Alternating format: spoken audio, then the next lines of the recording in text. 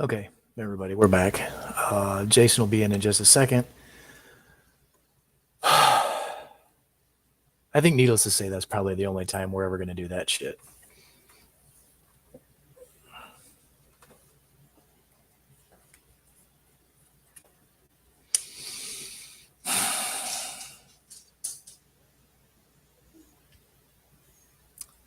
Sorry about that, you guys. I'm pretty fucking pissed off about that shit right now.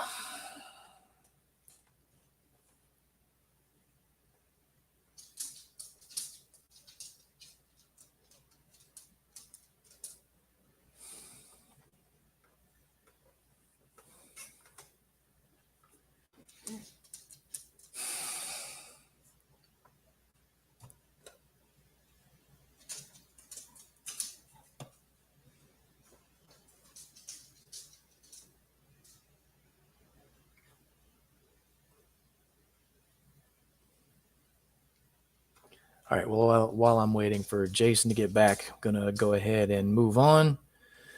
I'm going to start off with the current events this week. Unfortunately, we have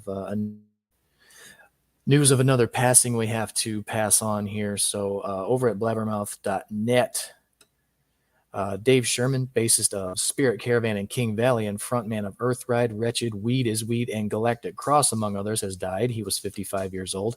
No official cause of death has been revealed, although there are unconfirmed reports that it was a cardiac event. Let's see. Sherman's former Spirit Caravan and the obsessed bandmate Scott Wino Weinrich also weighed in on his passing, writing, quote, R.I.P. Dave Sherman. He was a great person with a big heart. I am grateful for the time we shared and the music we created. We are stunned and saddened beyond belief. He will be sorely missed, end quote.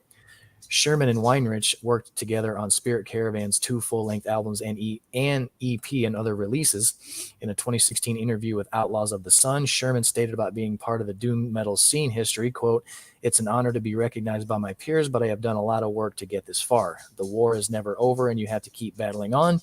It never becomes boring because there are new songs to be written and new riffs to come up with. It is an endless journey. I don't feel pressure anymore because like a fine wine, you only improve with age," end quote. And as for what keeps inspiring him, Sherman said, quote, "My inspiration for my music comes from living it with my heart and soul. To me, music is the breath of my life," end quote. So if we end up hearing, for sure what exactly was the cause of death, we'll pass that along to you guys. But, he was very, very widely respected in the doom metal scene, obviously being in so many bands. So he's got quite the legacy in that subgenre. But 55 years old is definitely way too young to be gone. So our thoughts go out to his friends and family. So Sorry, I'm still dealing with some other shit. So, mm-hmm. Yeah, no, it's fine. So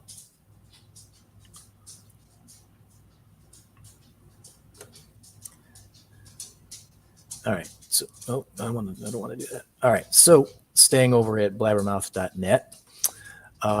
British Gothic metal pioneers Paradise Lost have parted ways with Finnish drummer Valtteri Väyrynen, and have replaced him with Guido Montanarini of Strigoi. Valtteri has released the following statement regarding his decision to exit Paradise Lost. Quote, "Dear fans and friends, I'm sad to announce that I'm leaving my position as the drummer of Paradise Lost. It's been an incredible journey, and I'm insanely proud to have been a part of this legendary band's history, playing hundreds of shows across the globe and recording the last 2 studio albums. It needs to be emphasized that my decision involves absolutely no bad blood or drama whatsoever, and I will forever consider the guys in the band. I'm going to miss them all dearly. Everybody, but I'd like to... Good morning. Welcome to Sunday morning. And I'd like to express my gratitude to Nick, Greg, Steve, Aaron, the management, and the crew for everything and making me feel like home for the past 7.5 years. Last but not least, thanks to all the fans around the world for your support over the years. It means everything to me.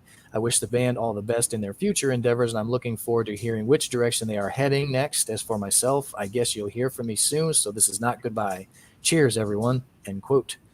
Paradise Lost will kick off a European headlining tour on October 5th in Utrecht, Netherlands. The trek will conclude on November 13th in Lublin, Poland. Paradise Lost's latest album, Obsidian, was released in May 2020 via Nuclear Blast.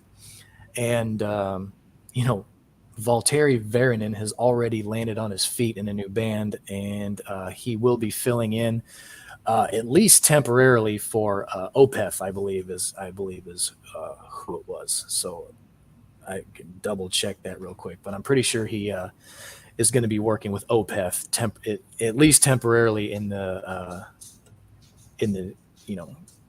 near future here. So we'll find out who is going to replace him full time. I don't know if that got to fill in is going to be permanent, so we'll see. Let's see.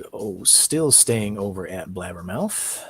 3 former members of Children of Bodom, Jaska Ratikainen, Henry Hankety Blacksmith Sepala, and Janne Werman, have announced plans to open their own bar and band museum. In addition to serving as an unholy concoction of a hard rock cafe and a dive bar, quote unquote, Bodom Bar and Sauna will offer visitors a chance to experience the Finnish sauna culture, which is considered an integral part of the lives of the majority of the Finnish population, which I never knew that. Earlier today, Ratikainen, Sepala, and Werman released the following statement via the Children of Bodom social media, quote, "We toured actively from 1998 until 2019. We have visited a bar in almost every town we ever played in, from Hard Rock Cafe Tokyo to a dive bar in the outskirts of Milwaukee, everything from the legendary Rainbow Bar and Grill in West Hollywood to the Crow Bar in London, UK. Almost everyone in our profession dreams of opening their own bar at some point, and we were no exception. When the active career of COB was already coming to an end, we started looking into it a bit more seriously. We had a warehouse full of memorabilia, and we thought that a lot of people would want to see some of this stuff that used to be and still was very meaningful to us and the career of the band. A thought of a museum felt a bit foreign, but an idea of a bar that works as a museum displaying our gear and memorabilia seemed quite natural at this point. We had almost given up on this dream when the power duo of Jaika Peltonen and Kimmo Halisto emerged and were ready to provide us with their know-how in the matter. Together, we will build this unholy concoction of Hard Rock Cafe and Dive Bar with a lot of Bodom in it. The new HQ of COB will combine a museum and a bar, but also include the possibility of to experience the Finnish sauna culture, situated naturally in Espoo, only a stone's throw away where the band started their career. Bodom Bar and Sauna is being built in Espoo into a location with easy access to a metro station. The establishment will also include 3 saunas. There will be no entry fee to the bar and no age limit. There will be a fee for the sauna experience. We will open the bar on it's either October 11th of this year or November 10th, depending on how they're writing the date here. My guess is that it's probably November 10th, because I know a lot of foreign countries don't write their dates the same way we do here in the United States. So if you're in Finland or plan on going there, just kind of keep your eye open for either mid-October or mid-November for the opening of that bar. So that will definitely be interesting to see how that goes. And then certainly never to be outdone, Soda, the premium soda line launched in 2018 by Kiss bassist vocalist Gene Simmons in cooperation with Niagara Falls, New York-based Rocksteady Sodas Incorporated, which is a subsidiary of Johnny Ryan Bottling Company, recently shipped its 1,000,000th bottle. Simmons said, quote, "Proud to let everyone know that we have sold over 1 million bottles of our Moneybag sodas. Come celebrate with us. Go to moneybagsodas.com. Added the Moneybag Soda team, quote, "Gene Simmons is no stranger to selling millions of units. Our Moneybag Sodas team is excited to celebrate this milestone with him. Cheers to the next 1,000,000 bottles," end quote. Over the last few years, the explosion of artist-branded beverages has been incredible. Talking about the challenges of an artist-branded beverage, the Moneybag Soda team said, quote, "In many instances, the artists are not too involved with the product and leave it up to the manufacturers. Gene is personally involved with all Moneybag Soda's business. It's not just putting his name on the product. He has done buyer calls, store appearances, brings customers to Kiss shows, does personal videos for all customers to use on social media, etc. Gene also uses his millions of followers on social media to promote product. He is a great business partner. Launching a non-artist brand is more challenging. It is pretty much up to how much cash you have to market. We have many of great stories to talk about," end quote. Money Bag is made with all natural flavors, colors, and sweeteners and packaged in eco-friendly glass bottles with painted labels. The flavor portfolio includes cola, diet cola, ginger ale, root beer, and cream soda. A new blood, quote-unquote, orange flavor is currently in development. Among the retail outlets that have featured Moneybag sodas are Hy-Vee, Tops Friendly Markets, Wegmans, Rocket Fizz, Soda Pop, and Candy Shop, and 7-Eleven stores. The collaboration between Simmons and partners Paul Yannick Jr., John Yannick, and Chris Hike began with a chance meeting at Cleveland's Wizard World convention. The longtime Kiss fans were in attendance with the hope of meeting their rock idol, who was a featured guest at the convention. Armed with their vintage posters ready for Simmons' autograph, John and Paul struck up a soda-centric conversation with the music legend. Simmons asked for their card, and a week later, Paul received a call from Simmons, who said he owned the trademark for the Moneybag image and would be interested in having them create a Moneybag premium soda line. Paul and John have an impeccable work ethic as well as a prowess in the premium soft drink marketplace, said Simmons. The incredible flavor profiles they created in collectible packaging are a crowd pleaser. I am very proud of Moneybag sodas and excited about my foray into the soda business. Moneybag sodas are bundled in vintage-style 4-packs with custom crowns. They are manufactured in Niagara Falls, New York, at a single location. So, never to be outdone as far as money-making endeavors is Gene Simmons. So, Well, of course. yeah. And since I'm kind of on a roll here, I've got my well, since we kind of have to, do what we had to do on the fly here. So over at the PRP.com, this is kind of unfortunate news for anyone who was going to go see this tour, but Light the Torch, the metalcore outfit fronted by ex-Killswitch Engage vocalist Howard Jones, have been forced to withdraw from the upcoming Gwar, Necro, Goblikon, and Crobot tour. Additionally, the band have canceled their planned headlining show in Columbus, Ohio. A statement issued by Light the Torch earlier on September 7th outlines their situation, with the band stating that they were unable to secure transportation for the trek. It reads as follows, quote, "It's with great disappointment that we must announce we are pulling off the upcoming fall Gwar tour as well as the one Light the Torch headline show on September 17th in Columbus, Ohio. Since confirming the Gwar tour 2 months ago, we've been able to find an affordable, reliable vehicle to tour in, and with the tour starting in just a week, we're at the point where we can't keep everyone in limbo. It's such a unique time for touring bands right now, with touring essentials in such high demand and low supply, something we're experiencing firsthand. We sincerely apologize to the Gwar camp that we couldn't find a way to make this happen. They have been nothing but accommodating, and we know it would have been an amazing tour for us to do. We're truly heartbroken and wish we had better news. We encourage you all to still check out the tour when it comes to your town, featuring Gwar, Necro, Goblikon, and Crobot. Thanks to all of our fans for your understanding and continued support. We miss being out there and look forward to seeing you all again soon. Until then, stay safe and be well. Love, LTT." So, again, another band bit by the logistics bug, Mm-hmm. So that's unfortunate.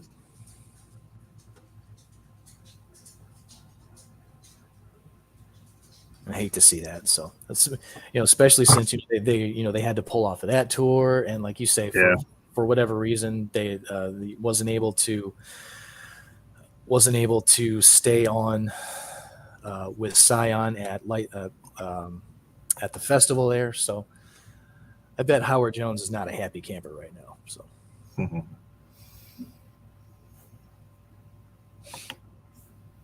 But that was actually those were all of the current event stories that I had for the week. So, all right, cool.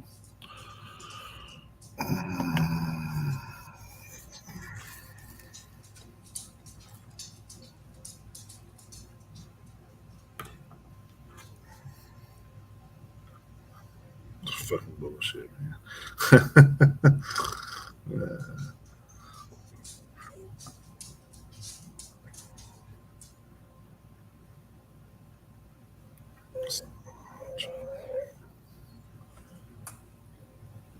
Sorry, I'm trying to get to where I need to be here. So, yeah.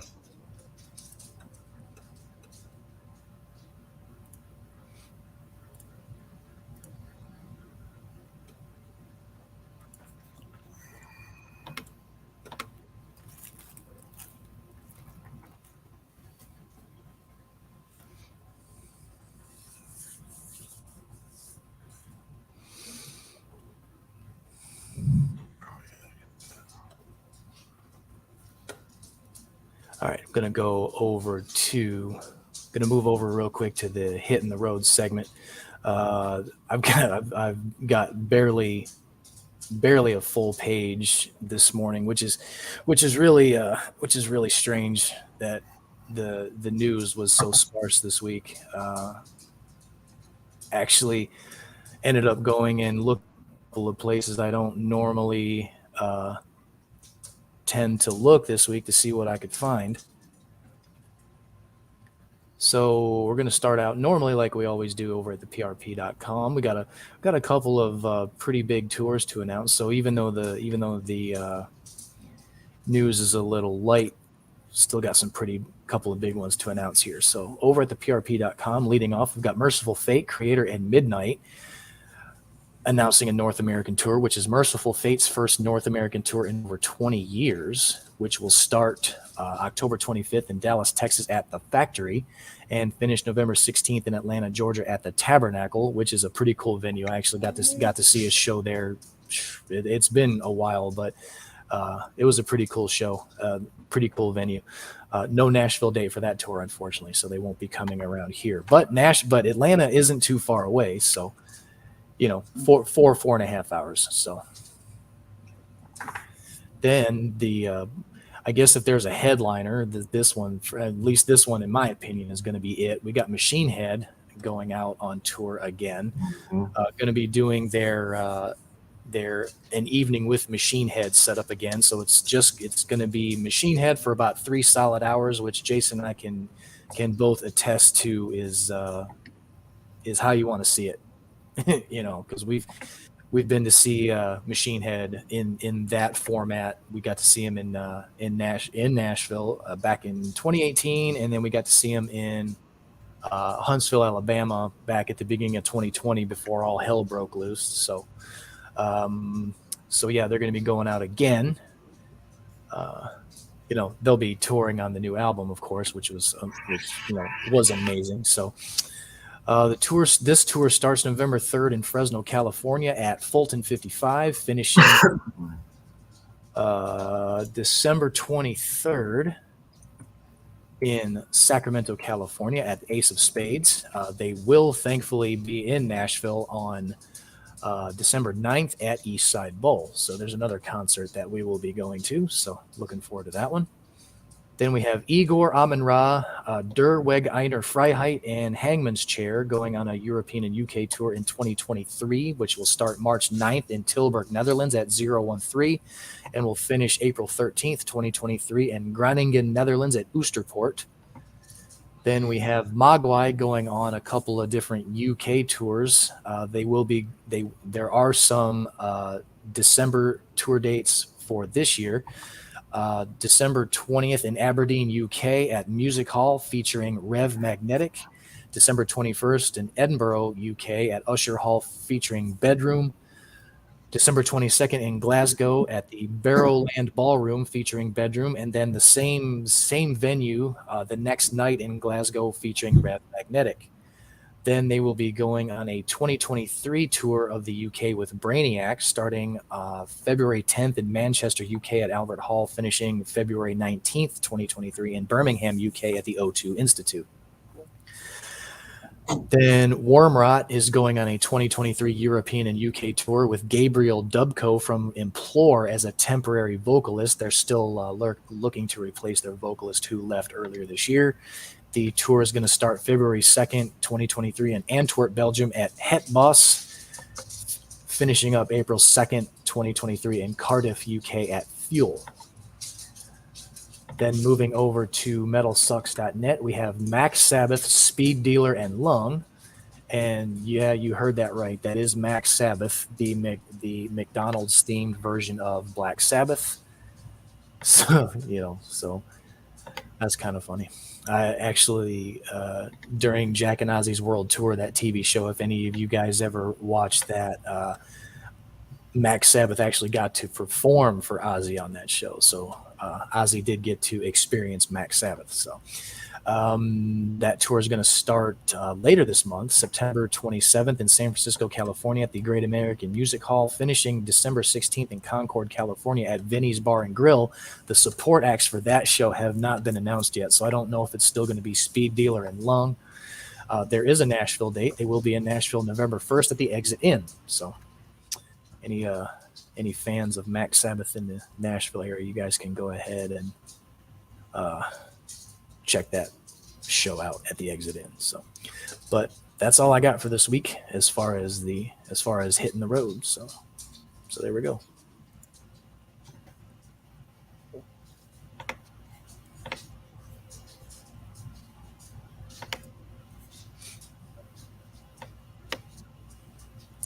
All right. No.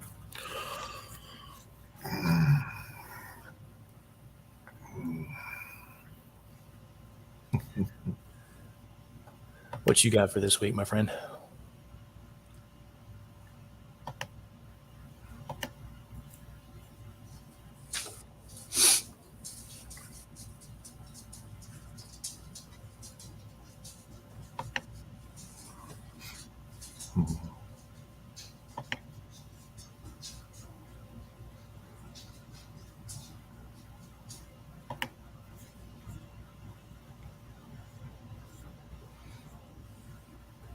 All right, so let me get back to my stuff here.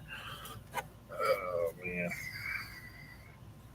I got a birthday I don't want to miss out here, so just a second. Let me make sure I pull that one up real quick. So.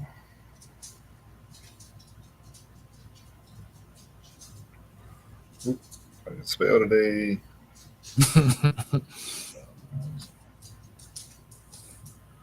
Between the trolls and this fucking weekend, I'm ready to fucking choke a motherfucker. I'll tell you that straight right now. Same. Stupid bastards.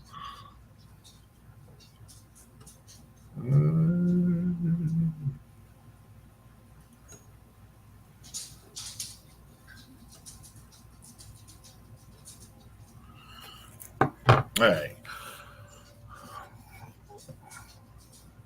Get back up here to my birthday list here. From September 4th through the 10th, we had September 4th, we had Blackie Lawless, of course, singer guitarist for Wasp. We had Kim Theo, guitarist for Soundgarden. I am going to butcher this last name probably, but it's Bobby Jarzembek, drummer for Fates Warning and Riot. We had Igor Cavalera, of course, drummer for Sepultura and Cavalera Conspiracy, and probably every other thing that Max is involved in too. So. Yeah, probably. We had Lacey Stern, vocalist for Flyleaf, and of course she does solo stuff now. We had Danny Warsnop, vocalist for Asking Alexandria. September 5th, we had Brad Wilk, drummer for Audio Slave and Rage Against the Machine. Then Charles Grey Wolf, guitarist and record producer for Powerwolf. September 6th, we had Scott Travis, Scott Travis, drummer for Judas Priest. We had William Duvall, vocalist for Alice in Chains. September 7th, we had Kyle Stevens, guitarist for Bang Tango. Paul McCoy, vocalist for 12 Stones. September 8th, Wild Mick Brown, drummer for Dokken and Ted Nugent. Michael Lardy, keyboard player, guitarist, and producer for Great White. Troy Sanders, singer and bass player for Mastodon. And then September 9th, we had Doug Engel, vocalist and keyboard player for Iron Butterfly.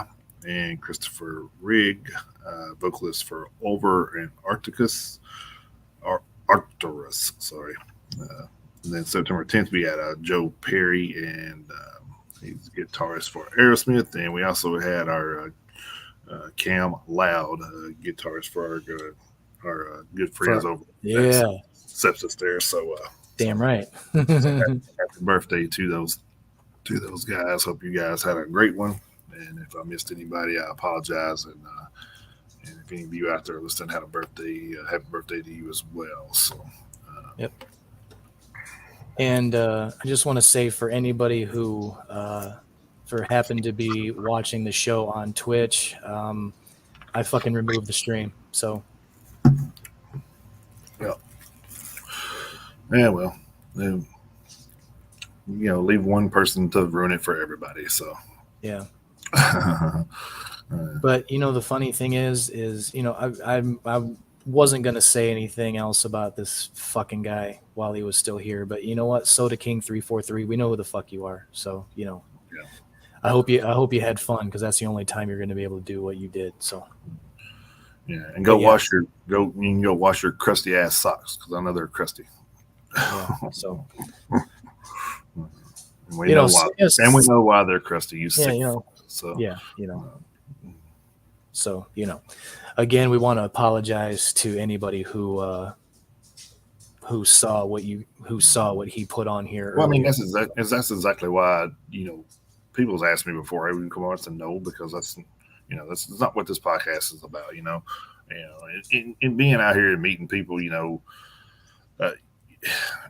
could have been like, oh, let somebody wanting to comment on the festival too or something. That's what I thought. I thought it was somebody. That's what I thought. I thought it was somebody who was going to talk about their experience at the festival. But like, and my thing is unfortunately, we can't both be admins at the same time on here. So it's the way it's set up. So we can't. We can't control everything, but we try to control as much as we can. Like I don't. So this is our show. This is the way I look at it. This is our show. If I don't invite you on the show, then there's no, not saying anything bad about anybody. But if I don't invite you on the show, then you don't need to be on. You can comment all you want in the chat. That's fine. But if we don't invite you on the show, we don't want, don't come on the show. So it's like, right. Like we interview bands and stuff, and that's kind of what we use our interview purposes and for stuff for, not to have we I don't know, it's just like I said, with everything going on this weekend, that right there just fucking kind of set me over the edge of well, and the thing that pisses me off too, I mean, beat that guy with pillowcases full of fucking soaps. I mean, dude can say whatever he wants. That's fine. I mean, if he wants to be a troll, it's whatever. He's not the first troll we've had in the chat. That's fine. Right. Because I wasn't even I wasn't even paying attention to what he was saying. But the fact that he did what he did when we let him on, just kind of it's gonna make us not want to let anybody else come on again. Because the funny thing is we have enjoyed interacting with our fans in the chat before, and I wasn't against bringing somebody on, because obviously we went ahead and did that. But what just happened is going to make us not want to have anybody that isn't a band or someone that we've already went ahead and talked to and pre-scheduled ahead of time is going to make us not want to have anybody come on, which I think sucks, because I know we've got plenty of fans out there. This guy can say whatever the fuck he wants. This guy's got nothing better to do than sit there and troll us, which is, I mean, if that's what he wants to do in his free time, that's fine. Because like I said, I went ahead and I cut the Twitch feed. So, so like I say, if anyone who was watching the Twitch feed is in here, sorry about that, but that I was, we were done fucking around with that guy. Sitting in your mom's laundry room and posting shit. That's what it fucking looked like. So I mean, you say whatever you want, but I that's fine, But at the same time, it's like we said about the last people who came in here and trolled us. You still count as a viewer, so yeah. You're jokes on you, you piece of shit. You still helped our numbers for the week, so So do what you want to do, buddy. So Soda King 343, you can fuck right off. Anyway.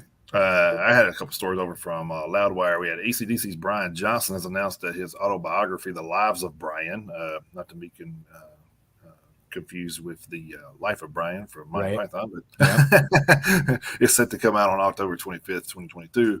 The book is available for pre-order right now. The AC/DC frontman's book is coming out a year later than originally planned. The book was first announced in April of 2021.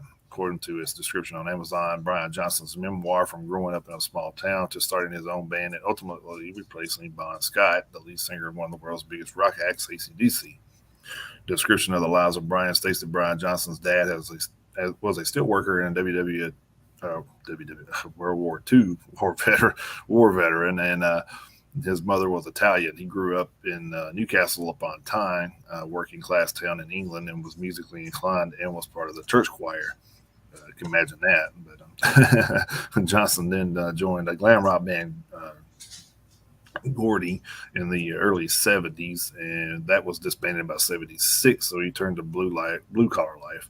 1980 changed everything. Bon Scott, lead singer and lyricist for the Australian rock band AC/DC, died at 33. The band auditioned singers, among them Johnson, whom Scott had seen perform himself and raved about. Within days, Johnson was in the studio with the band, working with founding members Angus, Malcolm Young, and Cliff Williams and Phil Rudd, along with producer Mutt Lane. Johnson joined AC/DC just 3 months before Back in Black was released, which became the best-selling hard rock album ever made. The band toured the world for a year to support the album, changing the face of rock music and Brian Johnson's life forever. The hardcover version of The Lives of Brian is available for $25.49 on Amazon, while the Kindle version is $15.99. Johnson's autobiography will be available at Barnes & Noble's, Books and Media, Bookshop, IndieBound, Target, Walmart, and pretty much probably wherever books are sold. Johnson posted about his memoir on Twitter, saying, "I've had some long nights and some great nights, bad days, and a lot of good ones. Now I've gone and written a bloody book about it. The Lives of Brian is coming this October. Pre-order your copy now." And he provided the link there over at Loudwire if you want to check that out, which is where you can find more information about the pre-order and all that good stuff. So that should be a pretty good little read there. So yeah, I would think so. With the career they've had, yeah, definitely like to check out some of those stories for sure. And you was speaking about Machine Head earlier. I had a story from over at Metal Injection. Last month, Machine Head played a surprise set at Bloodstock Open Air Festival in the UK. It's been a long time since the band stepped in front of a festival crowd, and the singer-guitarist Rob Flynn spoke out about the surprise set afterwards with Orlando Byrne from the Bloodstock TV. Quote, "To me, music is so much about connection. It's about making a connection with the people. That's always the goal with what we're doing," said Flynn. "We stopped playing festivals for 8 years. That was my first festival in the UK in 10 years. And I stopped doing festivals because I didn't feel that connection with the audience anymore, and I just needed a break from it. Obviously, every festival was like yesterday at Bloodstock. I'd be like, fuck yes, this is fucking sick," end quote. Flynn elaborated further by saying, "I mean, it was insane, just insanity levels of fucking mayhem. It was incredible, but you've also got to do the festival circuit. That's what people don't realize. You've got to go to Serbia and you got to go to Budapest." Flynn does make a good point about as the scheduling as well as the expense for a band to go overseas just for one festival isn't practical. So if you do one, you really have to do them all, and it can be a drain at times on the musicians. I was just talking with Billy Testament and Gary Holt Exodus, and they're like, "Dude, we've been out here for 8 weeks. We're done." Flynn also told O'Byrne, "We're just frazzled, and they still have 10 more days on the circuit." And they're just like, "I just want to go home. I'm fucking sick of it." And I get it, man. It's fucking hard. It's really hard doing the festival circuit. And so I don't know. Never say never. But for now, all that matters is that we did an awesome show yesterday, and that was it. Flynn's perspective on touring has evolved in the last decade. Machine Head's new LP of Kingdom and Crown, released earlier this month, will eventually see the Metal Titans on the road for several months in support of the record. Still, Flynn told Australia's Heavy just recently, "I don't know if I'm going to continue touring like this forever. I really did enjoy the time off during the pandemic, during my happy hour show on Facebook Live, and the coming home on Friday night and just drinking with my wife. It was cool. Maybe that's what the future is. I don't know. I mean, certainly not the immediate future, but it was the first time in my life I've ever thought that, wow, maybe I could do something else and not just stay on the road so much." Well, we may have to catch a Machine Head as much as possible then for the next year. So yeah. Well, definitely gonna check out the show in November or December rather in Nashville. I mean, it'd be silly not to, but yeah. So And then I had a little story here from Metal Hammer. Ozzy Osbourne has discussed the influences behind his new album, Patient Number 9, which was just released on Friday. In conversation with Kerrang, the Prince of Darkness explains how this record's second single, Degradation Rules, featuring Tony Iommi, was written, and reveals that it was none other than the late Foo Fighters drummer Taylor Hawkins who actually suggested one of its more or not safe for work lyrics, I guess. You don't know what Degradation Rules is about. The Sabbath vocalist ass, masturbation, sticky little magazines, a toss pot.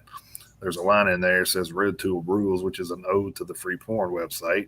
And do you know who suggested that? The drummer Taylor Hawkins, who died recently. So, although Ozzy's friendship with Hawkins was relatively new, he honors him in a short but sweet tribute. Says, to the perfectly honest with you, I've never heard of him before he played on my album, but he must be good to play with Dave.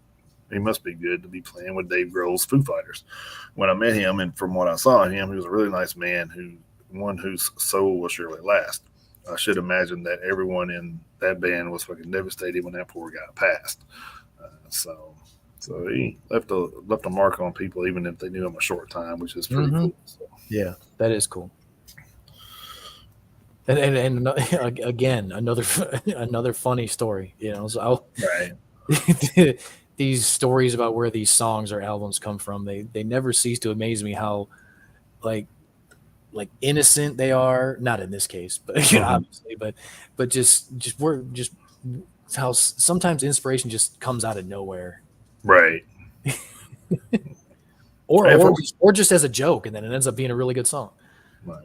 And before we get into anything else, I wanted to talk a little bit about some of the bands on this tour with the Blue Ridge.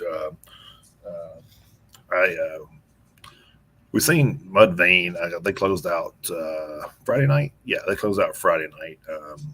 And I don't know what was going on, but they really did not sound very well. I'm just to be honest with you. I seen Mudvayne, so I guess I could chalk that up. But it definitely wasn't. Chad Gray wasn't definitely on top of his game that night, unfortunately. But I know he's had some recent issues. And, I know he fell. We did that story where he fell and hit his ribs on a banister or something. I don't think that's been but a few weeks ago. So maybe he's still suffering from that. I'm not sure, but definitely. I'll talk, but I'm not getting on there because I look worse than the porn that y'all just saw.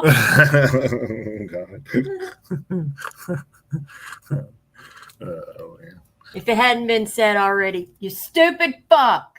How about that? I will. Here's the only other thing I will say about this guy is, actually, you know what? No, I'm not gonna. No, I'm not gonna. Don't say nothing else about him. Fuck no, him. I'm not. No, I'm not going to. Yeah, fuck that guy.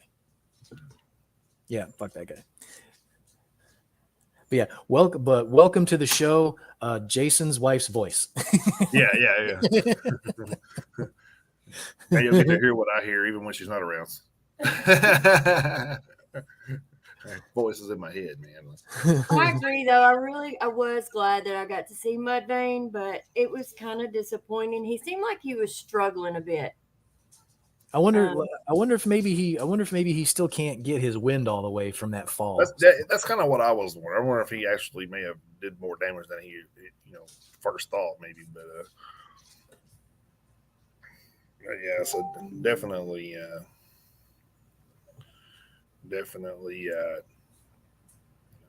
could have been better. Like I said, maybe going down the road he'll get a little better. But I did read something about where he was talking about writing new music with Mudvayne, which was cool. So maybe that's a possibility of something coming up. So who have you enjoyed the most so far? So Nothing More put on a hell of a show, I thought.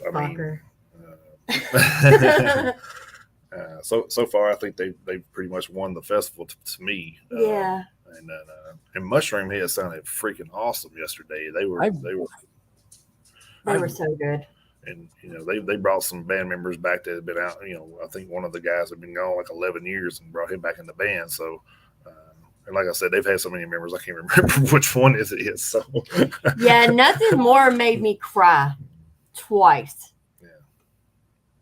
And I mean, that's something to make me cry. I mean, you should know that, Chris. Yeah. Yeah. He was phenomenal. He is so talented, so talented. I still want to see. I've never seen Mushroom Head, and I'd really like to. I know they were supposed to. I know they were. Let's see, they were supposed to be here in the next Yeah, they were supposed to be some point. they were going to be here that time when we were going to go with it was Devil Driver and Mushroom Head That's right. Yeah. That's right. and then Devil Driver dropped out and then Mushroom Head. I don't remember if they played still or not. I don't think they. I don't Yeah, think they were on. I don't think they were on the Nashville date. I think that's what it was. So, I think that actually is what it was. They were on the tour, but not on the local bill. I think that's what it was. yeah. So, and I don't know if anybody out there is friends of the fans of the brand of sacrifice. Sorry, there's a lot of ands in there, but brand of sacrifice really surprised me too. Like the lead singer Kyle Anderson, he's like he goes from scream to guttural and like everything in between, like without a blink of an eye. Like I don't think I've seen anybody do that as good or as well as that. Besides Johannes from Avatar, of course, but Mhm. but yeah, he really impressed me. I was watching it live, and I was like, man, I was like, wow, that's pretty freaking crazy. So, but yeah, they were good. And then we watched Guar last night. That was really entertaining. Like, I mean, if you haven't watched Guar, man, that's a treat. That's definitely a treat. So. The version of R. Kelly pissing on everybody, except it was Gore pissing on everybody. Oh my God, that's hilarious. It was funny as hell. So yeah, it was pretty. They're pretty funny guys. So and of course, Tenacious D was there last night too. So that was pretty cool to see Jack Black up there and being in all his goofiness. He definitely brought that to the stage with him. So it was pretty cool. Trying to think of Ice Nine Kills. They never disappoint. Yeah. I'm looking forward to seeing them in about 9 days. They're going to be on them. They're going to be right? Yeah, they're going to be with Slipknot. So I'm looking forward to seeing them live. Oh, they're so good, so good. And of course, we caught God Forbid. They reunited shortly. Well, I guess just not shortly. They reunited after about a 10-year absence. So it's good to see those guys back together and on stage again. So and hopefully some new, hopefully with these reunion tours. I know Shadows Fall has kind of mentioned something about recording again. So hopefully a lot of these bands like that with God Forbid and them, and Mudvayne's already said about recording. So a lot of these bands that took a hiatus, hopefully they're going back into the studio recording again. Because I mean, I'd love to hear new music from some of these guys. So. God, me too. Well,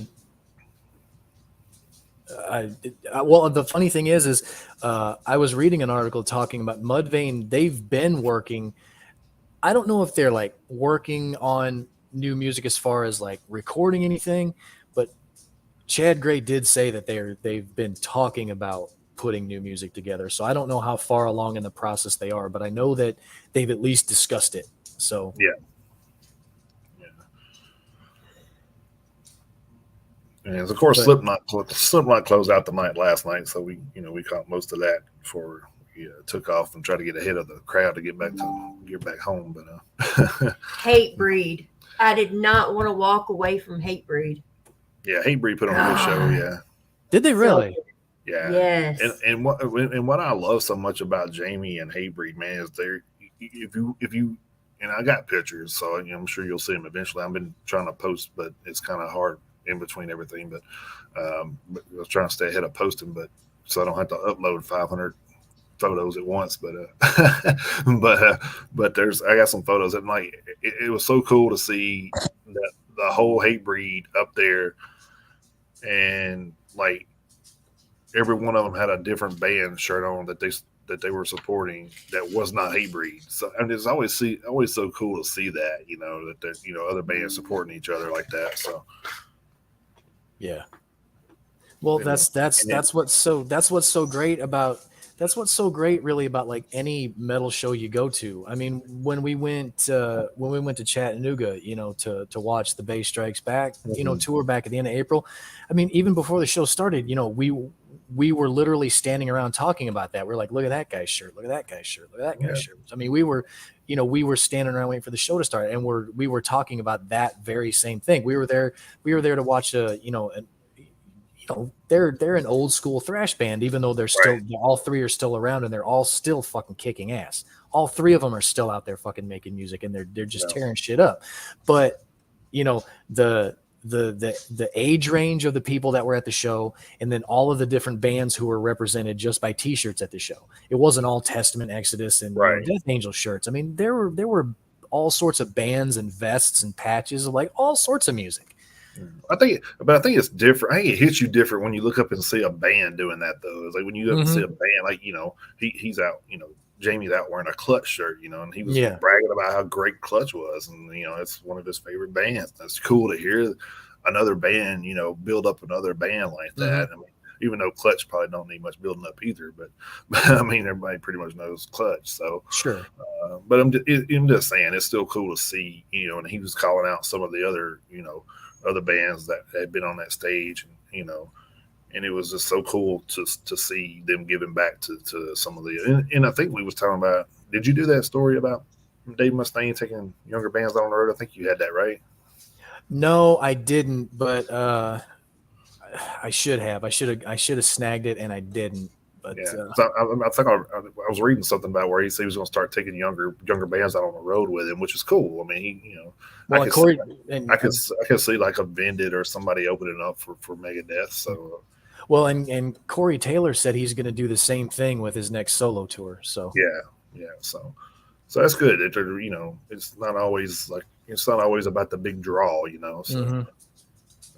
Well, I mean, if the next time Megadeth is out on tour, if it's going to be a Megadeth headlining tour, that is the draw. So, I mean, right, that's right. But I mean, the thing is, like, I mean, just like with the Bay Strikes Back tour, I mean, you probably could have picked from 20 or 25 bands to put on that tour, as far as and we know that, but I mean, a lot of people may not know that, but I mean, there's a lot of thrash metal bands from that area. So, I mean, there's you definitely couldn't have went wrong with putting Testament headlining and putting a couple of other bands that may not have been as known, on there with them. So, well, I mean, what they could have done is, and we've talked about it before. I mean, definitely no disrespect to like any of the bands that are on that tour, because I mean, it was a hell of a tour. It was a great tour.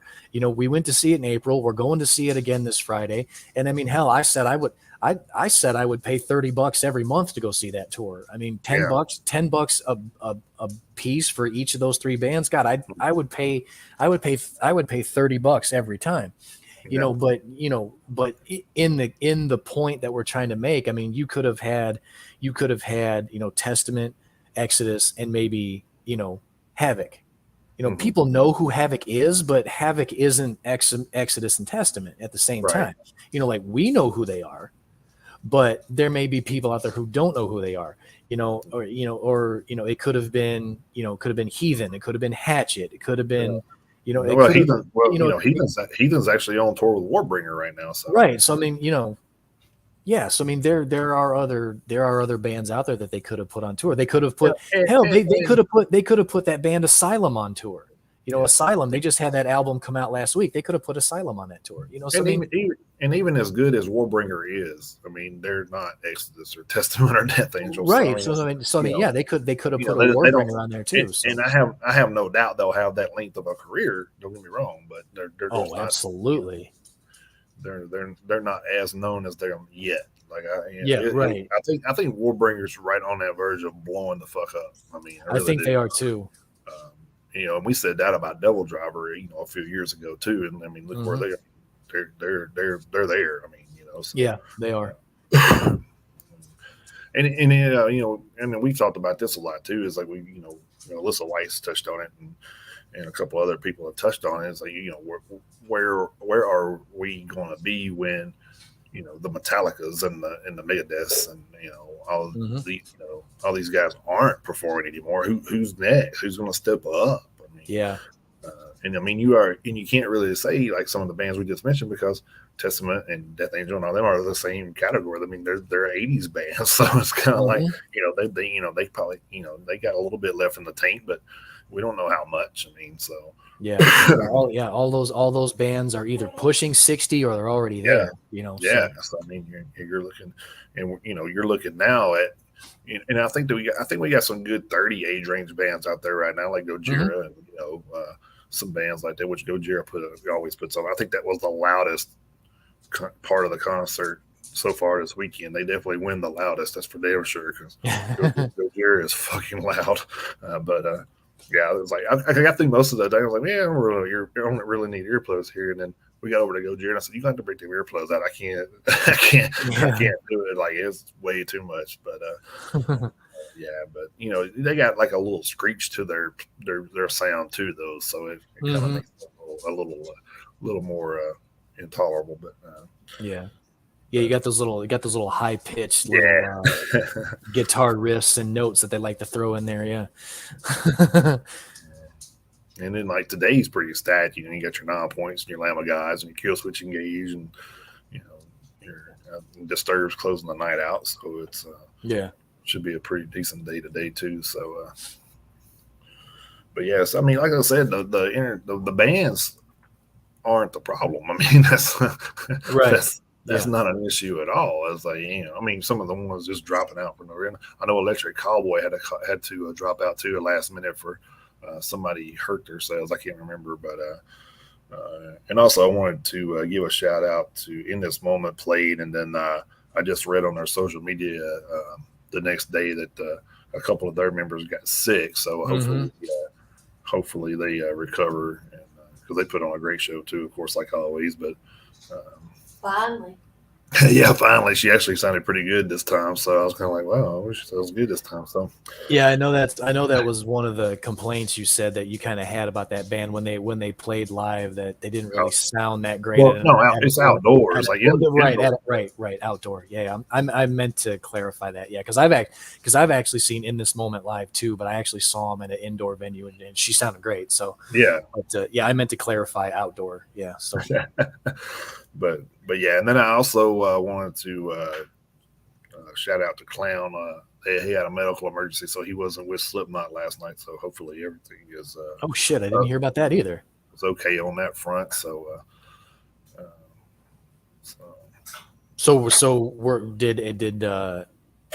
Did anybody step in, or were they just playing with 8? So. I don't. I can't remember. Like. Oh, okay. Honestly, it was like that shit was just so wild. It was kind of hard to keep up. So no, I'm sure. So even though you're talking about the last band of the night, and like, if there's 40,000 people, at the show, then that's where they're all at. So it's of course, yeah. So it's kind of a you can just imagine the 40,000. Attendance grass seating area, so it's so it was pretty packed. So I don't know, yesterday was like the biggest single day ticket sales day they had. So I think they said it was 160,000, I think, for all day. So I mean, of course, all those people didn't stay till the end, but which to me doesn't make any sense. But hey, do you? It's whatever. Yeah. You get out there and you get to party a little bit too hard, and you can't make it through the night. Tell them about Kate Bush. Kate Bush. Oh yeah. So that's another thing about they called they started calling I don't know if anybody's watched Stranger Things, but there was a Kate Bush song on there. It was, what was it? Running Up the Hill. Yeah. So yeah. So they got like a hill there that if I wanted to pay $500, I didn't know I was doing it to mountain climb, but. But it's fucking like you have to go down it. Going down it's fine. It's of like course. The main, of course, it's like two of the side stages are down there. The two main stages are back up the hill. So you got to come back up the hills. The problem is getting back over to the main stage area. So, and they got it so spread out, like, and I understand. I mean, you can't have everybody like on 2 stages. I mean, that's kind of impossible, but Right. it definitely could have been on a better. And I will say this about Louder Than Life. The last time I was there, of course, it was on the fairgrounds, but it was pretty flat. I mean, you just had to run from one end to the other. I mean, pretty much, but it was all flat. So, like I said, I mean, if I go to, I know I've talked to you about this before, but if we ever go to another one, it's probably going to be the one at Daytona. It's going to have to be a pretty good lineup for me to even do that. But Yeah. Bush is kicking my ass. yeah, Kate Bush is kicking your ass. Yeah. Well, it's like when it's like the Ozfest that I went to back in the Starwood days. You had the main stage, obviously, Mhm. under the canopy, but you had to go. Of course, they had stairs, but still, you had to go up the hill to hit the second stage on top of the hill back there. Mhm. So, Yeah.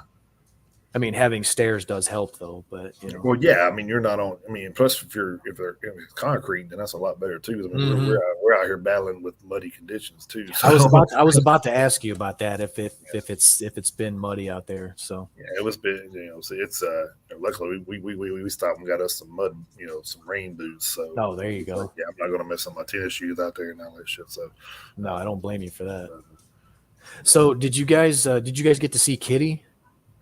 No, we didn't get to see Kitty either. So I can't even remember like what all we missed so much shit, dude. Yeah, I didn't get to see Vended. I wanted to see Vended. I didn't, so yeah, so that's just that's another that's another thing that's fucked up about them not having their shit together to where they can get people into a venue on time. Is the people, the Slipknot, if there are a few people who miss the Slipknot show, Slipknot is not hurting. exactly. But I mean, Vended is an up and coming band. Kitty just put on their first live performance in 5 years. Right. I mean, the people, the bands at the beginning of the day are the bands that really need to have the eyes on. I was going to bring that up too. It's kind of like what we did. We did this for that purpose, and it kind of like, I always put that in mind when I do these things, and it's like, I wanted to see certain bands I had marked for, earlier in the day, mainly because of that, because I wanted to, luckily for me though, I have talked to, I talked to a couple of bands while I was there. So, and if it's something that we can work out, I think maybe actually have a couple of them on. So, nice. They said they were down with that. So, we can try to hook up and do something with that maybe later on in the next month or so. One email from me so far. I'm gonna go all fucking Karen on their ass and send 3 emails a week. They're gonna give me my money back. I mean, it's like, if we show up at 10:30, to get on the bus, then I should be in the gate by 1 to see what I want to see. You should be in the gate way before 1. I don't care if you're staying at I don't care if you are staying at a hotel that's 50 minutes away from the venue. If you show up at 10:30 to get on the shuttle, you should be in the venue by 11:30. Right. That's today we're nobody's really on our sites until like 2 or 2:30, something like that. So we figure once we're done here, we're gonna go on and grab a bite, and we're gonna on the way in just run on over there. So we're talking like 11:30ish probably by the time we get there, or maybe noon. Anyway, that's giving us 2.5 hours. We shouldn't wait by the time we get there. How much you want to bet it's still 4 o'clock before we get in? Yeah, probably, and that's what I'm saying. Like we'll be over there, and it'll probably still be 3:30, 4 o'clock before we get in there. So, and that's ridiculous. It is. It's ridiculous. That's ridiculous. So we'll get to see like Killswitch and Lamb of God and Disturbed and all that stuff that we want to see, but that we've already seen those. That's the thing. Right. Like, we wanted to see stuff that we haven't seen. Right. And the thing is, like, you can't say, well, get here early, because there's still people there waiting at 9:30 that don't get in when the shit starts. So it doesn't matter. Yeah. Like, it's just. I mean, what are people supposed to do? Be there at fucking dawn? Well, if the buses don't run and they don't have enough of them, it doesn't matter what time you show up, you're not getting there. I mean, Right. Yeah. So I mean, at some point, at some point, the time of day doesn't matter, and and that's what I'm saying. They should have, whether or not they made a mistake by using school buses, knowing school was in session. I mean, you got to get your shit in gear. Well, no, the school buses is a backup. That's the thing. Is like they've had to call them in as a backup because the other people couldn't produce what they said they could produce. So, and that's one of the things that we talk about too. Is like you can't always go by, well, they're cheaper. Well, yeah, they're cheaper, but if Are they going to be reliable? Yeah. If this guy's charging you $10,000 and he's more reliable, wouldn't you rather have that reliability? I mean, that's yeah. I mean, especially when you got 160,000 people depending on you, right? And I mean, and it's no exaggeration with that this year because there's nobody able to walk. So if you've sold that many tickets, you've got that many people you got to transport. So because you can't just drive up on the venue, you have to park it on the parking lots and you have to get shuttled over. Right. So there's no, I don't know. There's really no excuse for it in my opinion. But like I said, we went into day one knowing it was probably going to be a cluster. It usually is day one, but you're going. Like I said, last year day three, they had it pretty much figured out. Everybody was getting what they needed. We finally got our directions about parking. So at least they did have that situated this year. They had the parking directions and the lots and the addresses on there and say, here's the 2 parking lots. Go to whichever one's closer to you, and we'll transport you from there. But last year they didn't even know where to tell you to park. You bought a parking pass, they didn't even know where to tell you to park. So, I take last year this year anytime. Yeah, last year was a lot better, man. It was just once we figured out, we could park and we could walk. That's the thing. You don't have anybody walking, so you don't have that extra cushion with driving buses. Like I said, you got everybody that's got to be on a bus. So. Yeah, but it doesn't really. Yeah, but them fixing one problem from last year doesn't really make a difference when there are still problems. And like I said, I think honestly, man, and like I said, I hate to say it, but I think this festival's in a little bit of trouble. So going forward, unfortunately, but. Because like we've talked to so many people that said, yeah, we're not coming back to this one. So I mean, if you got, even if you got 160,000 people and 60,000 of them say I'm not coming back, and then that's a pretty substantial loss. So yeah, it is. I mean, you're going to have your local people that lives around here that's going to go because they're only 45 minutes away and they can go, spend a night in their beds and come right back. Right. But people that drive, I've met people from New York, Connecticut. Texas. I mean, there's people from all over out here. So, well, I saw on that post that Susie commented on this morning when they were talking about all these extra buses and everything. I was reading through the comments, and there was somebody in the comments who said that they came to the show from fucking Alaska. Yeah. He was behind us. I mean, Jesus Christ, you're talking about somebody who came to your show from 2,500 miles away. Yeah. And they got this kind of experience. That's not the experience you want them to feel coming from that far away. Because like I said, I mean, you put a lot of money and invest a lot of time into that as a fan at this point. And you're not getting nothing in return. So that's the big issue. Is there's no, it doesn't weigh out very evenly. So like I said, I came in and the lineup was great, and there was like about 10 bands on there. I was going to try to get off my bucket list. Of course, I didn't get to all of them, but that's fine.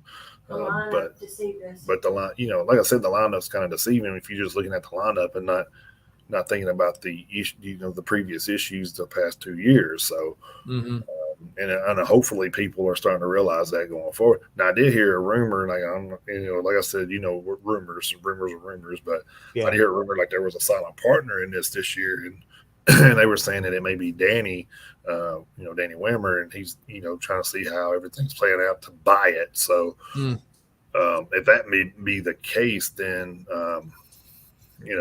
I think that maybe it actually may help him before it would hurt him. It might. Yeah. I mean, the guy did, you can say what you want to about Danny. I mean, he definitely, been doing it long enough to know how to get things done. So, and, and even with his stuff, it didn't go without a hitch. All the time. I mean, he has stuff happen to him too. But just look at Louder Than Life from 19 or 18 where he got flooded out. I mean, he can't control that. So, right, that's the thing. But that's the thing. You can the following year, he's like, hey, if you want to buy Louder Than Life tickets for this year, here's your window. And actually, he opened it up to the people that bought tickets in 18 first. Mm-hmm. So we had a week to buy our tickets, and then he opened up pre-sale. So we had a week to buy our tickets, and then if we bought our tickets, we also got a free pass to Sonic Temple, which is what we did. It was like, hell, we can go to 2 festivals for the price of 1. So right, and that was the first festival experience I had. So when you have your first experience being that good, then you kind of expect that, wherever you go. So. And unfortunately, it's not all like that because it's ran by different people. But right, yeah, because like you said, you can't control the weather, but at the same time, all of the other stuff that you can control, you better have that shit on lockdown. So right, I mean, like I said, even if you can't control the weather, you don't want these people standing out. They're already going to be standing out in the show, watching the show in the rain. You don't want them standing out there waiting to get to the show in the rain because they're just going to be that much more pissed off. So yeah. Anyway, but it is what it is. Like I said, you fooled me. You can get me twice, but it won't be the third time. So yeah. Well, you're gonna be. I guarantee you.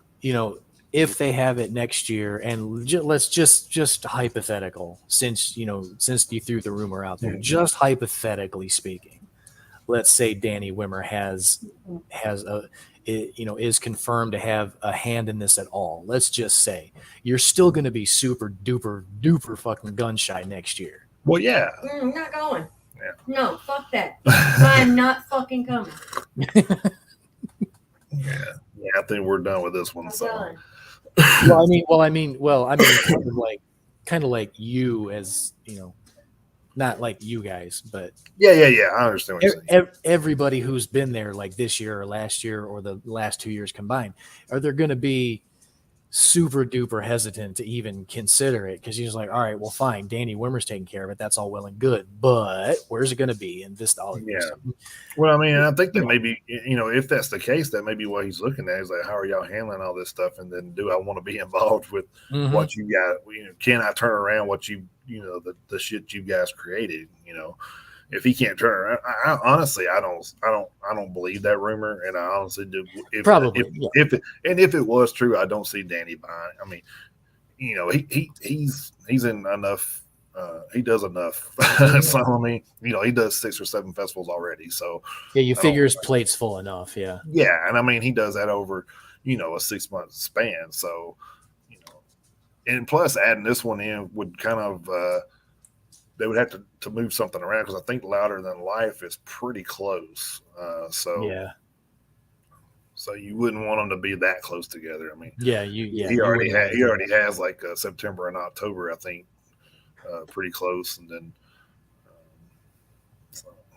so yeah, I don't know. Yeah. I don't know that you want that, and I know he does May and July. So I mean, so you got a couple of months in there where you got a month in between, but you start doing that, and then you don't have, I guess you don't have like that repeat festival buyer, you know what I mean? So well, yeah, you run the risk of like literally exhausting your fan base, right? Yeah. So because then you're I got this new festival, but then it's taking away 30,000 from Louder Than Life. So so how are you going to fill that void? It's There's a lot of things to think about when you're doing those things, and like I said, I'm not the smartest guy, and I probably wouldn't know the first thing about running one, but common sense goes a long way when you when you're looking at a lot of this. And man, this is just fucking stupid. It's like, yeah, because you do have to worry about like oversaturation. Yeah. All right. Well, I guess we can get into our top 10 of the week here real quick. Yeah. It was challenging. So yeah. So, well, it was challenging. And I reached a little with a couple, but Well, I may have reached with a couple also, but at the same time, I did discover a couple of new bands because of it. there you go. Yeah. Yeah. So on the excuse me, on the plus side, so yeah, that was cool. So I guess I'll kick off here, and all right. if we got any duplicates, we can try to search and see if we can figure out something else. Yeah. But we may have to do that, or this week we may just have to have a short playlist. a short one, yeah. So because I mean, I was getting to the point where I was like, okay, I think I might be done. I mean, yeah. So we chose the topic Wild West, which you know as his we could have probably did some stuff, but we could have went by that Devil Driver album and probably put a bunch of stuff on there. But I know me, yeah, I wasn't a real fan of that album, so no, actually, no. But anyway, I'll go through what I got here. Okay. First one I took was a Ben Sevenfold Gunslinger. That was just the first one to come to my mind when I was doing this. So that was from a Ben Sevenfold in 2007.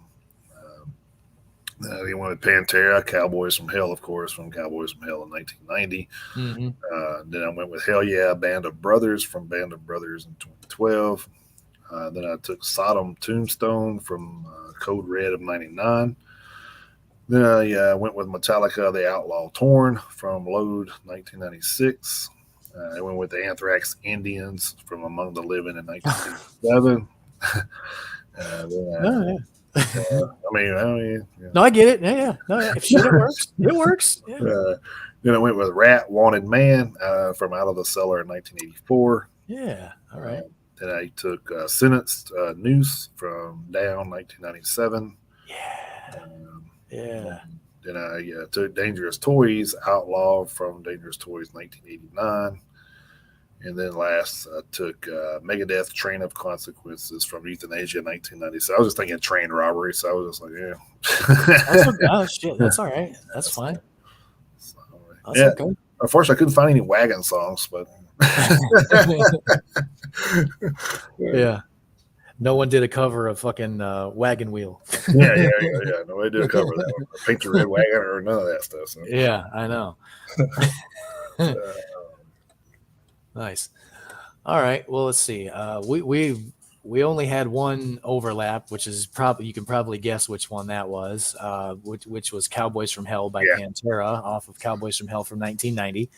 And then this one I went with just because of the way the song sounded to me when I first heard it. I went with Writing on the Wall by Iron Maiden from Senjutsu from last year. I kind of can see that. Yeah. It just kind of had that vibe. It doesn't really have anything to do, lyrically or anything with the Wild West per se, but that was just kind of the feel it gave. It does have a Wild West feel to the tone. Yeah. Yeah. So I just kind of went with it because of that. So, and then the funny thing is I kind of went back a little ways with some of these. And then my third one, I went with Wanted Dead or Alive by Bon Jovi off of Slippery When Wet from 1986. Then I went with Gunsmoke by Iron Savior from Titancraft 2016. Then I went with Blaze of Glory by John Bon Jovi off of Blaze of Glory from 1990. That was his solo album that he put out. And also it was on the Young Guns 2 soundtrack. Yep. Then a couple of brand new bands that I found. I took the song Black Blizzard by Stagecoach Inferno from their album A Town Called Atonement from 2016.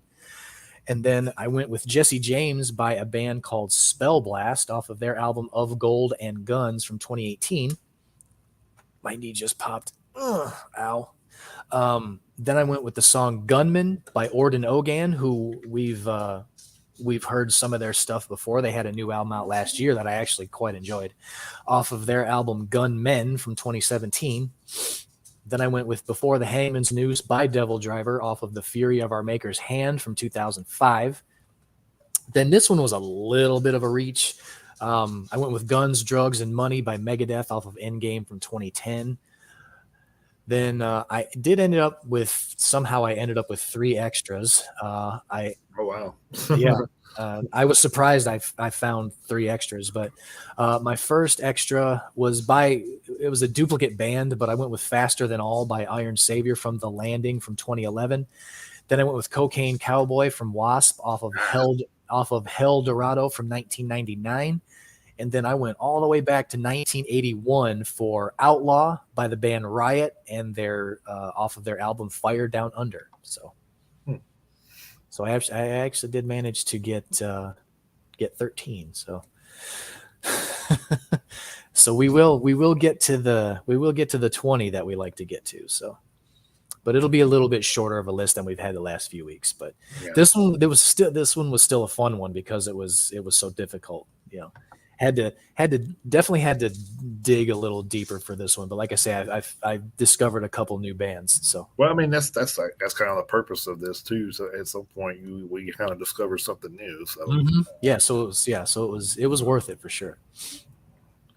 All right, I guess we can run over to album reviews real quick. And, yep. Before I have to hit the road, I guess I'm gonna do my own hitting the road. Yeah, I was about to say that. Yeah. And I don't know if you've gotten to check out that Partway Drive or not, but dude, that is a fucking phenomenal album, dude. I hadn't yet, but I'm going to. I hadn't yet. I listened to I actually listened to 3 albums all the way through, but I didn't get to the Parkway Drive yet. So that one was man, I mean that's going to be pretty close to my album of the year. I'm not even gonna lie, dude. It's pretty nice. It's an easy 4.5 for me. So nice. Yeah, I am gonna check it out. Yeah, and then like I said, I usually don't go through the ins and outs of those because people should know who Partway Drive is, but now they've been around a little bit. So, of course, this band that I took had been around a little bit, and I didn't. Well, I mean, I guess yes and no, I guess, but I actually went with the band Trauma, and they had a new album called Awakening. Oh yeah, okay. Which was they're a band out of San Francisco as well. Power speed metal thrash band out of San Francisco. Imagine that. But the band that gave us a bass player. Some of you guys may have actually heard. Yeah, Jeff Burton. Yeah, that's right. So definitely no strangers to anything, that's for sure. But they're from they've been around. They was around from 81 to 85, and of course Cliff went on to be with Metallica, so they kind of probably threw a wrench in their plans. But a little bit, I'd say.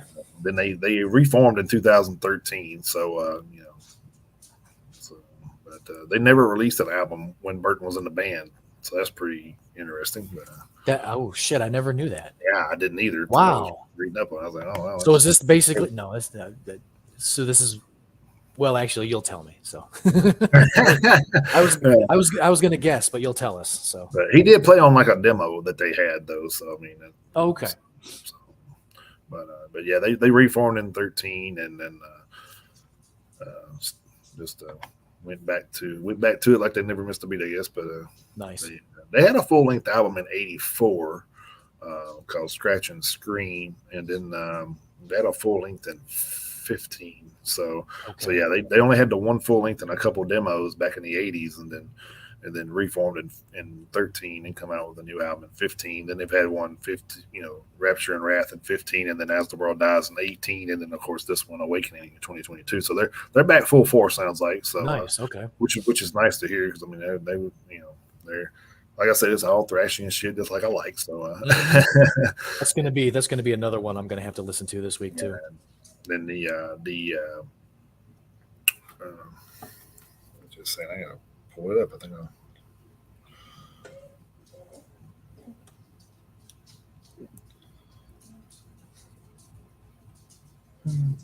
But the current members on there anyway. It's Chris Gustafson on drums, Steve Robello on bass. Actually, he played bass from 14 to 17. Now he's playing guitars. I don't know. Well, he didn't really say he's playing bass, though. Maybe he's doing both. I don't know. But, maybe. Anyway, they got Joe Frolab, guitars, and then Brian Allen on vocals. So it does look like these guys have been doing other things in between the time. So, they've been in different number of bands. So,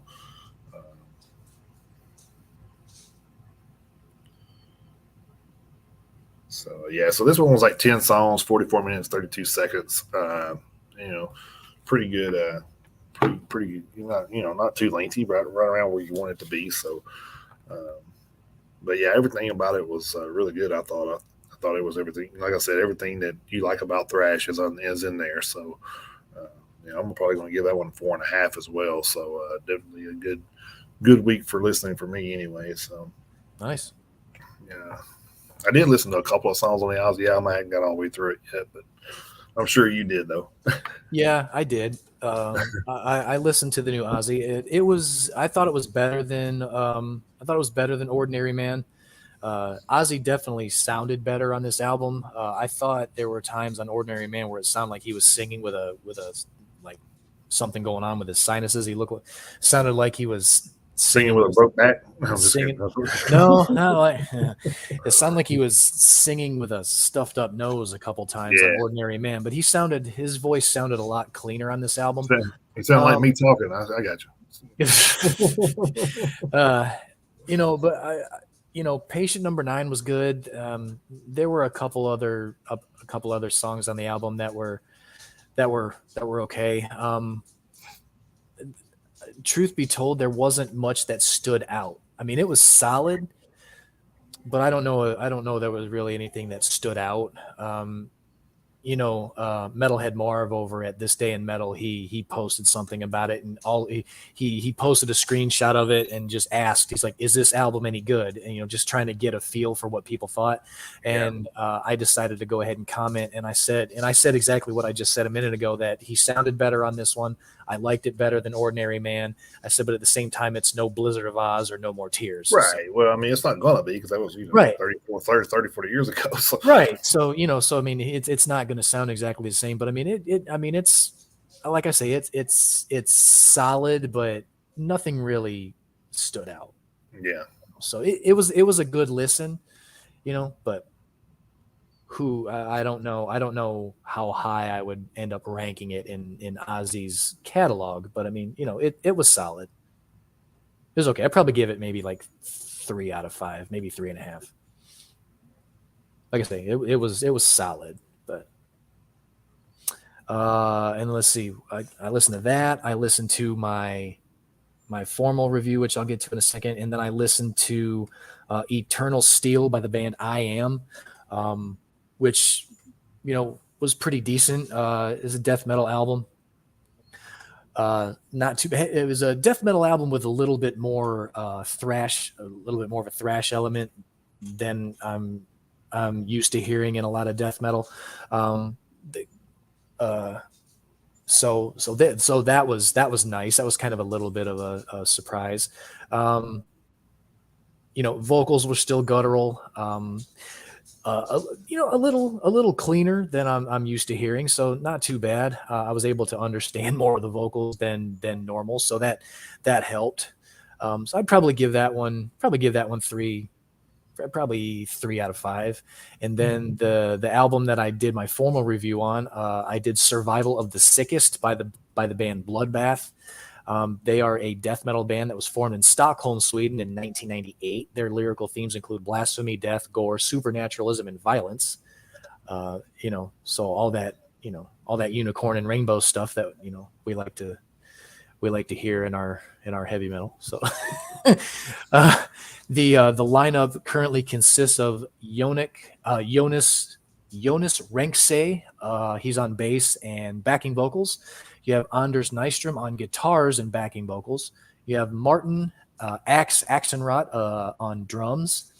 And if that name sounds familiar at all, he used to be in Opeth. So, And then Nick Holmes is on lead vocals, and Thomas Akvik is on guitar. He's a new guy on guitar. It shows here that he's been the guitarist in Bloodbath since 2022. So he joined the band earlier this year. So I'm not exactly sure when, but he's the new guy in the band. This is their 6th full-length album. Their debut album came out in 2002. So they've been putting out music since 2002. So they got 6 full-length albums in 20 years. Been around since '98. The new album is 11 tracks long, 44 minutes and 49 seconds. So it's a pretty quick listen. I will say this: if more death metal albums sounded like this, I would probably listen to more than I do. This was some of the cleanest guttural vocals I think I've ever heard on a death metal album. I mean, the gutturals are still there. They're still it's still nothing but guttural vocals, but Nick Holmes has got some of the, like I say, some of the cleanest gutturals I've ever heard. And musically, this band sounded like Death Clock meets Slayer. So yeah, so some of the guitarists and the guitar solos really reminded me of Slayer, and the rest of the music just had that brutality of Death Clock. So I mean, the two meshed together really well. I really, really like the way the music came out. Like I say, I enjoyed being able to understand the majority of the vocals, even though they were guttural. So, I mean, if more death metal sounded like this, I would probably listen to more of it than I do. So I'm going to give this one 3.5 out of 5. I liked this one a lot. I don't know how much of because Nick Holmes has been in the band since 2014. So he's probably been with the band for the 3, let's see, their 4th album came out in 14, their 5th album in 18. And, so obviously he did vocals on this one. So I would probably check out the 3 albums that he did the vocals on for sure, just because I like his guttural style. So who knows, but I'm sure that, a lot of death metal fans have probably definitely heard of Bloodbath before, if not listened to a lot of their music. But all you death metal fans out there, I would definitely give this one a listen. That coming from a thrash guy. So yeah. So yeah, I did enjoy this one. I very much did. So what's on the list for next week?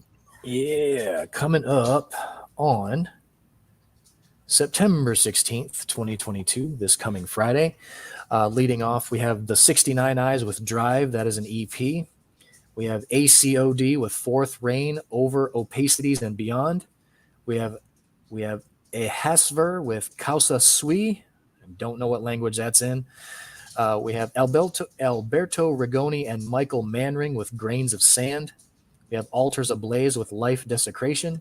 We have Amoriella with Phantom Sounds. Anti-Clone with Human. That is an EP for them.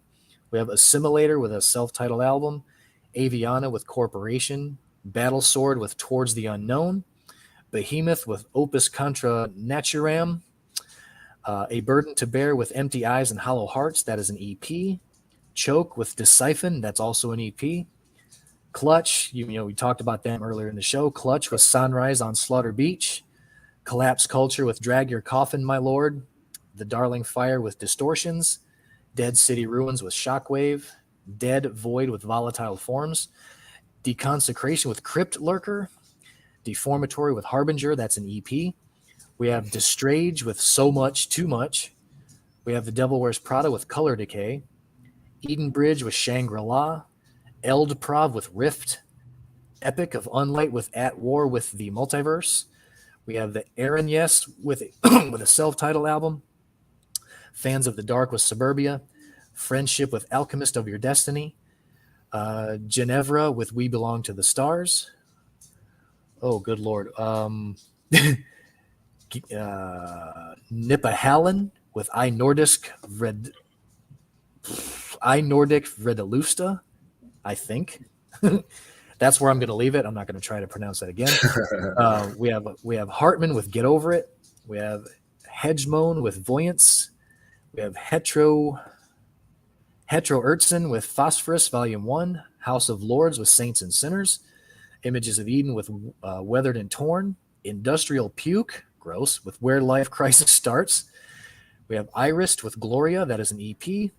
We have Kerberos with Of Mayhem and Dismay. Kill Division with Peace Through Tyranny. Liar Thief Bandit with Diamonds. That's an EP. Little Villains with Battle of Britain. Libica with a self-titled album. Marco Mendoza with New Direction. The Mars Volta with a self-titled album. I don't know why that band would be on this list, but that's just me. Medieval Demon with Black Coven. Mentalist with Empire's Falling. Monster Magnet with a couple of re-releases. Four-Way Diablo and Monolithic Baby. Then we have Mons Veneris with Inversados Doom Abismo de Podridao. Like I say, I'm only saying that once. Morbus Grave with Lurking into Absurdity.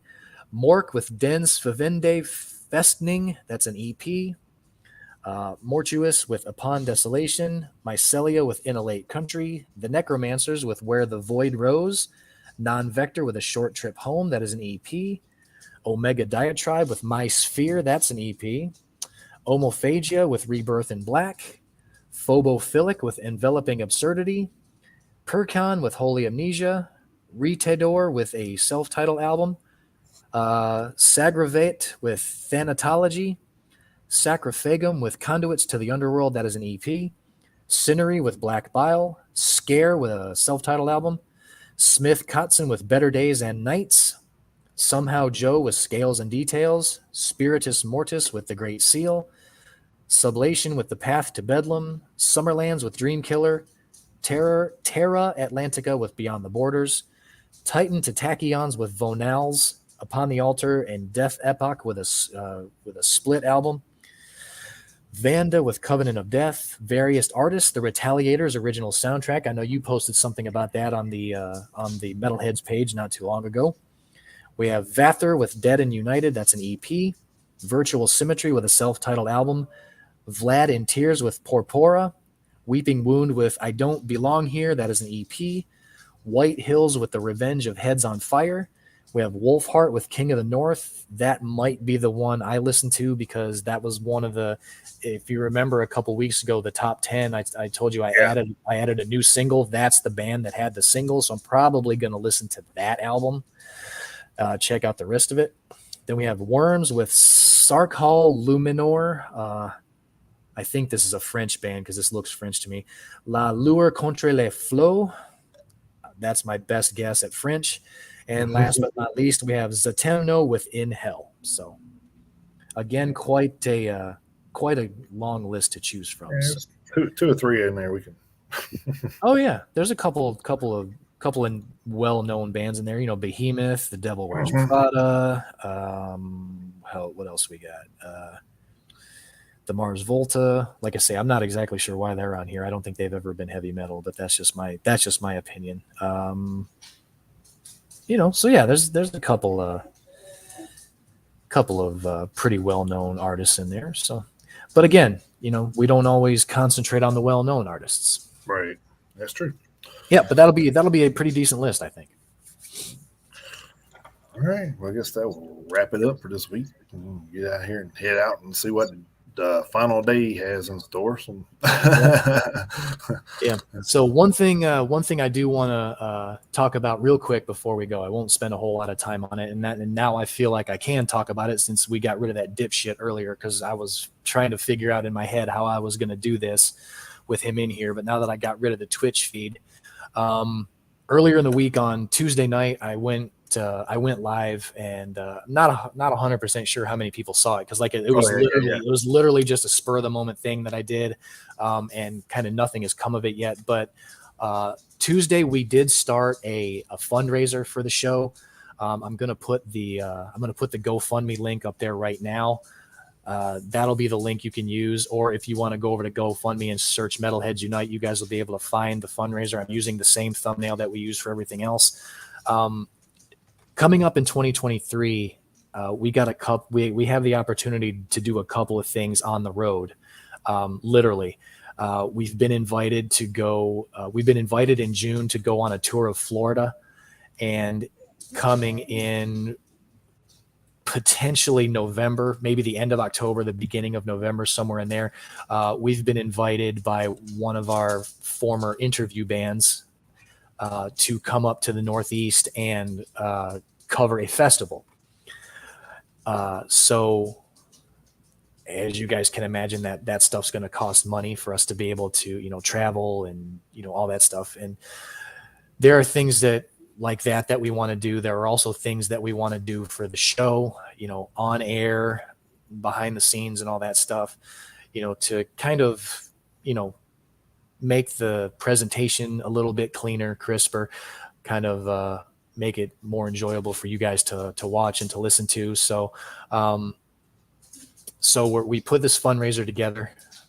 If it's over there, like I say, it's at GoFundMe.